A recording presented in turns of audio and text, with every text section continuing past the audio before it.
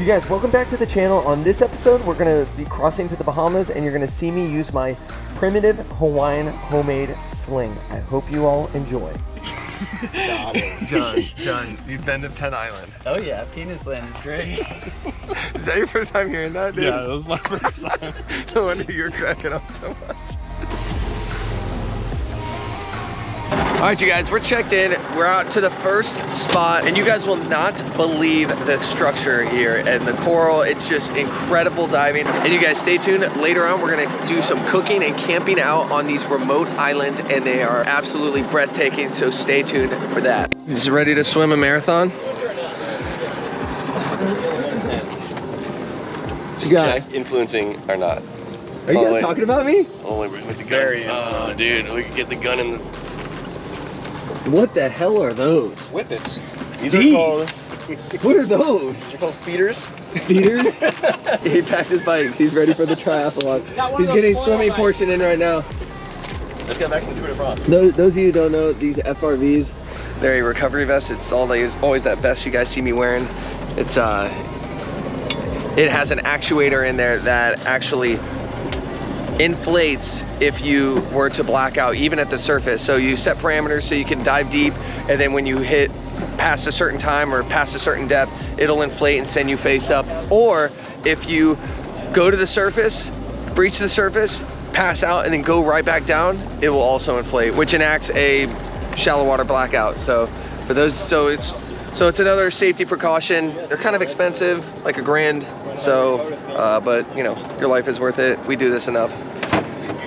It's worth it. John, is it worth it? I don't know, I don't have one. Dude, if you die, you'll be so mad at yourself for not getting one. I don't know if that's how that works. All right, you guys, welcome back to the voiceovers, and we are gonna get right into it. So now we're diving in an area that's probably about 35, maybe 40 feet deep, maybe less. And we hadn't really seen a whole lot. I know it's an area where there's a lot of yellow jacks, possible APs, but we're just kind of scoping out the area from the surface. And when that happens, I sometimes will make random dives depending on what I see in the bottom, how I feel, and I'm just mainly at the surface, just breathing up the whole time. So now when I start heading down, I saw a yellow jack, but then I also saw this turtle just in this big cave, and I kind of just wanted to go in there, check him out. And it looked like he was sleeping, and I've never seen a turtle do that before, but I know it could have caused some emotion, and sure enough, it does. I kind of am looking around, seeing if something comes into the commotion of the turtle leaving, and sure enough, a Spearo mackerel does, and I land the shaft. So now, when I'm shooting this sling, I make sure I give slack to whatever I shoot, just because I know the spear alone is a lot of pressure. So I mainly just wait for the shaft, depending on the size of the fish, to weigh the fish down. And I even do that when I'm free shaft Hawaiian slinging. But even though that I have this string, I'm kind of just babying them really softly. I see the shot is kind of near the bottom. I had a feeling it wouldn't tear out or come off, but after a little bit of struggling and a few tail kicks from that guy, he ends up pulling out right there, and the shaft drops, and I see the fish kind of just cruise off. I know he's hurt real bad, and I don't want to, you know, I know this fish is going to die, so I do everything in my power to make sure the fish doesn't go to waste, and I track him down. And the great thing about using this Hawaiian sling is that you can load it, well, I guess you can do it with pole spear too, but you can load it while you're swimming and while you're keeping an eye on the fish. And that's what my GoPro is seeing, what I'm seeing. I'm not even looking at myself reloading this sling. I'm just putting the spear right back into the wooden dowel. I kind of get a little breather, make another drop, kind of chase after the fish a little bit. He doesn't seem super spooked, and draw back and take a long shot. And now that I landed it right in the center, I know that this fish is mine, and I'm gonna bring him up. And that's not a bad first fish to start the day. And I do want to make some ceviche, so this fish will be perfect for that. Here, the side, I shot him and he pulled out, and then I got him back again. He already gutted and bled and stuff. Oh wait, no, I think he goes into the side hatch. Okay. The back side hatch. I think John filled him up with ice. Dude, the guy's got a big black. Oh, they're wrestling this thing at the surface. Oh, that's a big one. Is that a Spearo? No, it's a big black. Neutral. Woo, boy. I scared about Dude, that's a big one. Nice. All right, you're neutral. Sick. Here, you got your... Nice, dude. Here, look at it. Oh, boy. That's a big one. Woo! Was that you? Dude, it was a double. Double? He bit my Oh, the shaft tip. right there. Look at the tip. Bent sideways. That's happened to me before on like a big cubera. And then Spitz got the assist there. Sick, dude. That's a good grouper. Good groupie. That's a black grouper. That's a solid one too. Yeah. It's probably 30, 40, something like that. Definitely got him? What do you think? Yeah. I'd say we got Definitely. it. For sure. Sick one. That one's probably about 35. 35, maybe 40, I don't know. Probably 35. Yeah, 35. He'll be Solid 35. 35, 40. He's fat. Yeah, he's fat. Look at that. Solid. So what happened? Run me through it. You unicorn? So, unicorn right here. Oh, right wow. In the forehead. Dude. And then I shot him again right here. And then he got off again, and Spencer shot him right here. Nice. Right? Did he spine him? No, just headshots. And I think the headshots probably jolted him. Yeah. Dang, that's a good fish. Solid. Good black. That's nice. You want to hold him up? Yeah. Okay. Oh, nice. Hell yeah. Good one. Woo! Good one, Dino. So now we hit up a couple of my numbers, but I mainly just know that we're in a good area. So we did a lot of dragging around because you could see the bottom from the surface. So we threw a couple ropes out. Spencer and I we're just behind the boat. We were idling around in this specific area, and I found these holes. And there were these holes everywhere, but I wasn't gonna, waste time and check every one of them. So only ones that were very significant, I would make a drop, or if there were a couple holes in one area, I would also make a drop and not continue to get dragged behind the boat. So on this hole, there was a hogfish, and it's really, it's probably halfway through the day, and this is the only hogfish I've really seen that has decent size to it. So I decided to take him, and I land what I thought was a stone shot, but it ended up being a spine shot.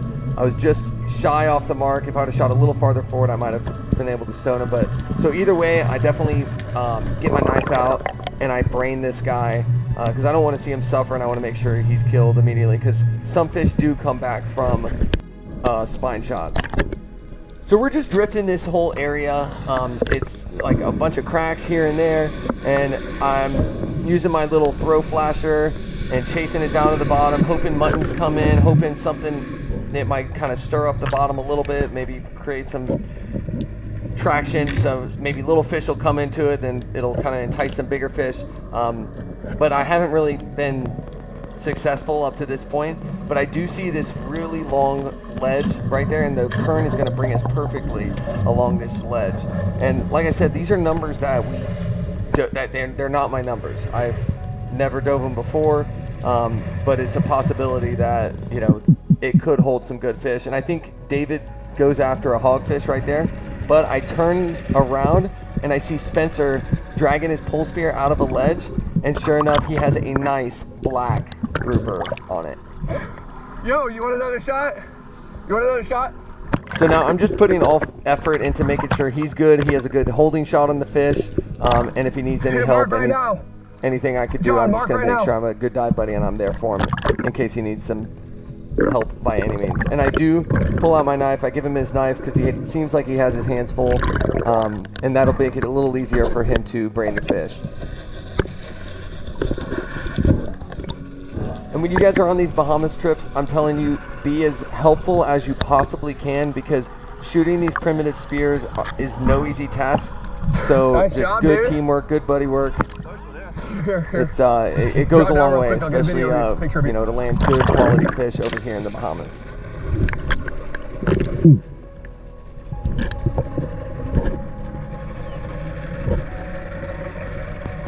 So after we got a couple blacks, couple hogfish inside the coolers, we decided to go to a little bit of a deeper area.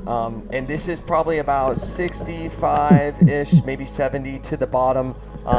And there's some really big coral in the area, and it's just very thick with big coral structures, and it's really kind of a rocky, it's not a big coral reef, but it's just little holes here and there, and you can see me kind of checking this hole, seeing if there's any grouper in there, and that's a perfect spot for 1-2 hide. But on my way up, I turn and John shot this stud mutton, and he goes ahead and guts it, and ends up pulling in more muttons on top of that. And that's why I always stress the importance of making sure you gut your fish. David, watch the boat. Hey, you see that big hog?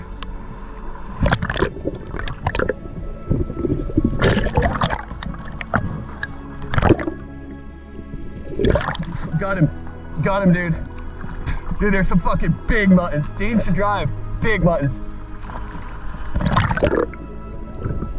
So shortly after John gutted that fish, you could see a little bit of the debris still in the water. I still threw my little throw flasher, hoping that it would, you know, entice more fish on top of the chum.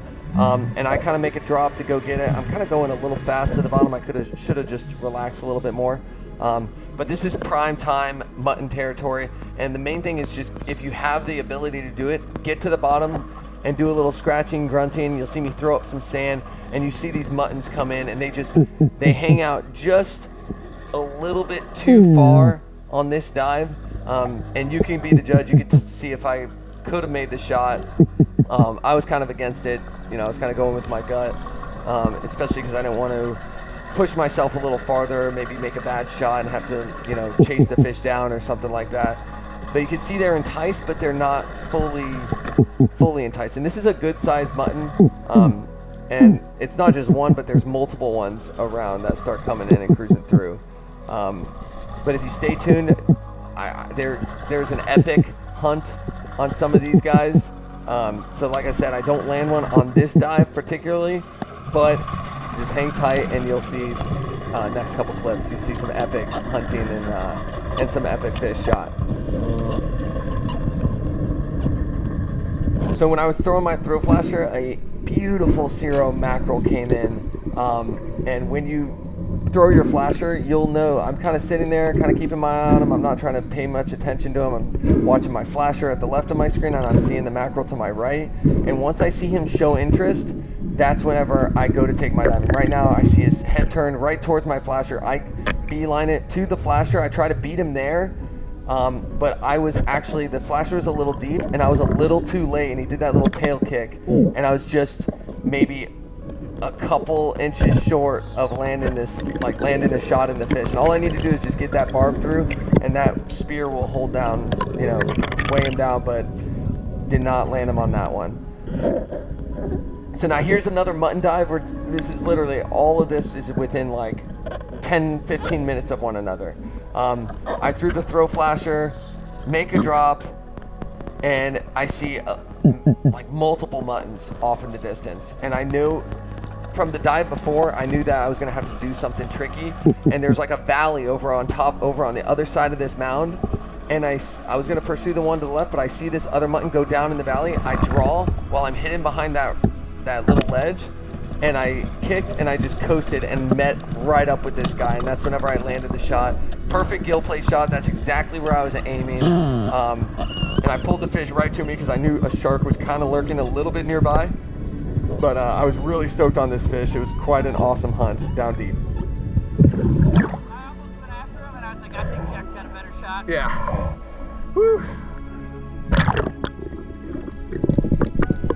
So now shortly after this, Spencer does the exact same thing, lands a good shot in this mutton. He actually came down on top of him, and the spear lodged like in his eye socket and ended up the edge of the slip tip busted off. I chased after this guy as far as I could.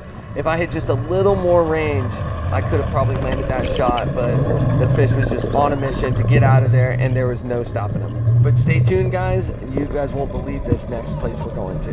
All right, you guys, we are done diving for the day. That was a great way to end it. Hawaiian slinging that mutton in some deeper water.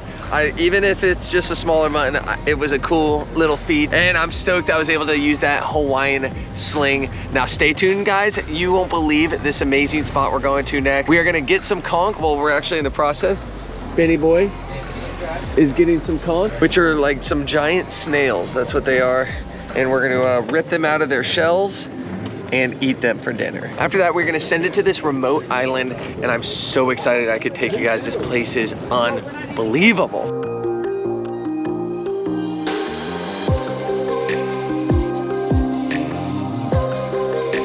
And I kind of want somebody on the bow, keeping me face on the side. Isn't there a post up here? Oh, we're tapping bottom. All right, but it's deeper right All right, here. yeah, we're deep here.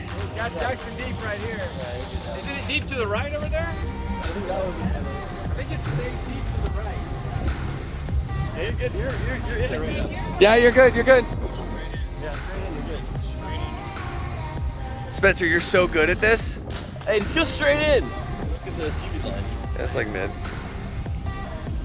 Our guy's up there. Mid tide. All right. You don't know anything, dude. Alright, we're stuck. All right, we're beached. All right, you guys, we are here. I got a little surprise for you. You're gonna get some in-close encounters with some nature. All right, we're getting everything situated. John just put out 2 anchors. So we got this one to the front, then we have a stern one going out back, and the wind is just blowing this direction.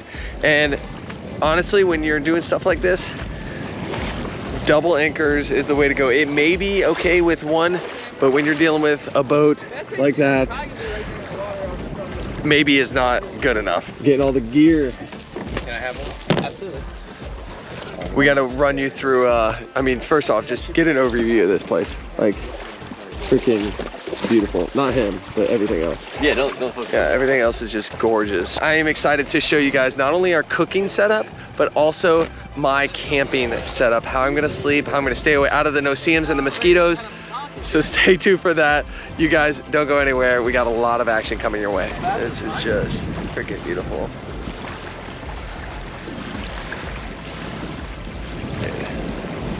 I cannot get enough of this island camping, cooking stuff.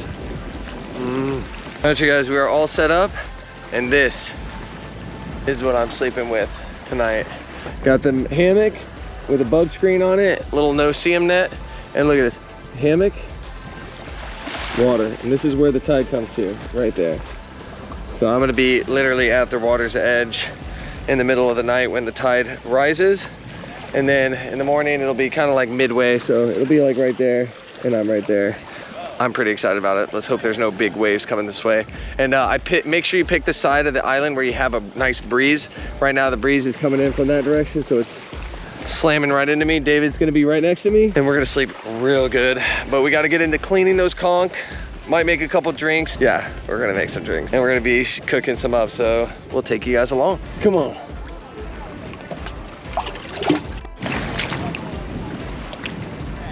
Come on. There it goes, there it goes. But now I have to get in this water where I just hand fed those sharks and walk to the beach. Sounds good. All right, so there they are, stingray. There's one shark. I think just one. Oh, there's one just struck the surface. One shark, 2 sharks. Stingrays are up there. I want to go hand feed the stingrays after I just hand fed that shark. They'll come up. I'm worried about them coming from under the boat, like Achilles tendon. Let's see what happens. Oh, there's one. Get away. Get away.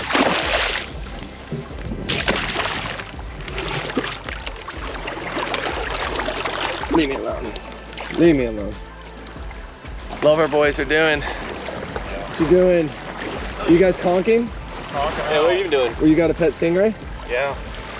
Get away from Stingy, attack him. Stingy, attack! All right, I'm gonna put this fish in the cooler, let it chill out and marinate a little bit. I'm gonna go see what the guys are doing cooking. They're prepping the conch. I did ceviche. John and Dean are cooking right now. Well, not yet. They don't even have conch to cook. Oh wow, you guys got it made over here. They built, if you guys didn't know, they built this entire thing from scratch. From what we found on the, washed up on the beach. While I was filleting that fish. They did that whole thing. All right, so what do we got, John? All right, that's my burner over there. That's gonna be for deep frying some conch. This is gonna be for some couscous. Yeah, the pot The is just for couscous. mixing the couscous together with the Man, water. this is nice. This is luxury. Ow! Ow! John! Why did you tell me that was there?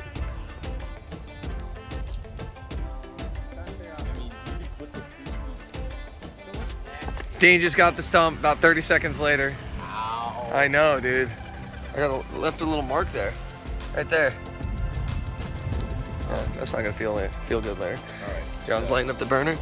Little burner I got from Walmart, attaches to the propane. Anybody can do this. Anyone can do this stuff. No, it will, dude. Don't worry. It'll burn. It'll burn. Turn it up. Turn it up. It is turned up. All the way. It's turned up all the way. All the way. More. Take the governor off. All right, you guys, I am super freshened up. That was amazing. I took a freshwater shower, got ready. We're gonna watch this sunset, and we're gonna finish cooking up the conch. I tenderized it. It's gonna be good. See what these guys are getting into. Start a fire and rub ash on ourselves to deter them. Ash? Is that Yeah, ash. But we need to let the fire cook down. By that time, it'll be too late. John, what are you making? This is tempura batter. You got your cold club soda, rice flour. We're gonna make it nice and thick and That's it? gooey. Yeah, Sick. that's good. All right, we're gonna dip everything in there and then fry it up in the cast iron. Say what? Okay. Well, hey, watch out for those stumps. That's unexcusable. All right, so we have an issue. We're gonna. Hey, we can use this as a lighter fluid. We have an oil. issue. This burner is not enough to heat this whole pan, and the stuff is not really frying like we want it to. No, Too much out wind, there. dude.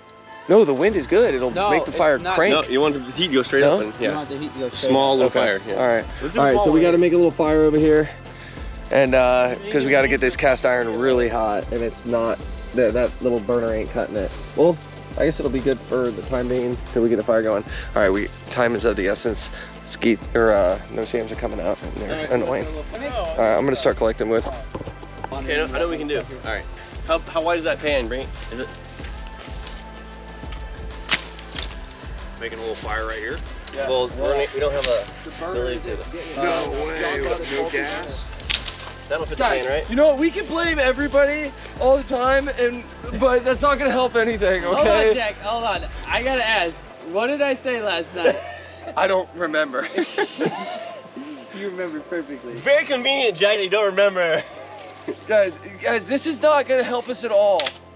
Why don't we have a 2x6 and 2x8 these fuckers? Guys, this is not gonna help us at all. We have to work together. They brought your random lumber here. Needless blame game. Yeah, guys. It's not gonna get us out of this I asked problem. him like 3 times. Should I just bring my green one so we're safe? No, this will be fine. John, You're not listening. John, you're not listening, bro. You're not listening. Hey guys, this is not gonna solve Actually, it. let's put these in at the end because they're gonna burn it. Let's just get it going.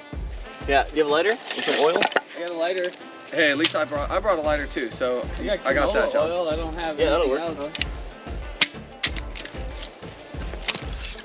Don't move. Don't breathe. Blow on it. Blow on it. Don't look at it. All right, we gotta break up all these. Oh, dude, that's for the real fire. Yep. Yeah. That's for the real fire.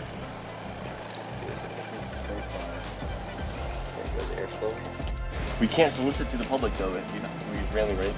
That's pretty crazy. All right, we got it really going, I bet you pumping. there was some like deal where they got it. All right, we need to wait for that to burn down to coals. They said that We'll throw the cast iron in it and then start cooking up some fish and conch. Well, mostly conch.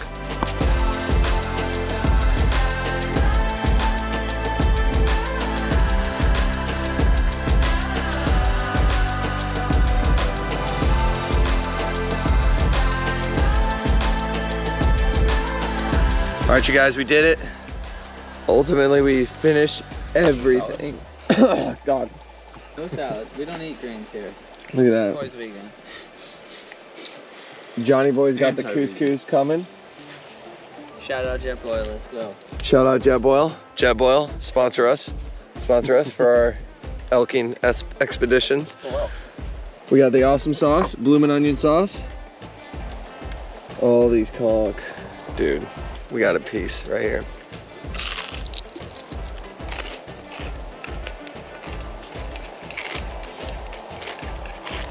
John, good job on the consistency of the batter. It came out good? Mm-hmm. Nice and crunchy. And Oh yeah.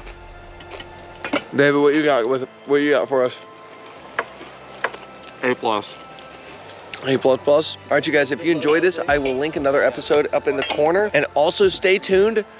This part 2 is coming out where I'm going to use the pole spear. You can really see the side-by-side difference on the advantages and disadvantages, and I'll run you through everything on voiceovers. But if you enjoyed this episode, go ahead and give it a thumbs up. If you're new, consider subscribing. And like always, I will see you guys next week for another adventure. Later.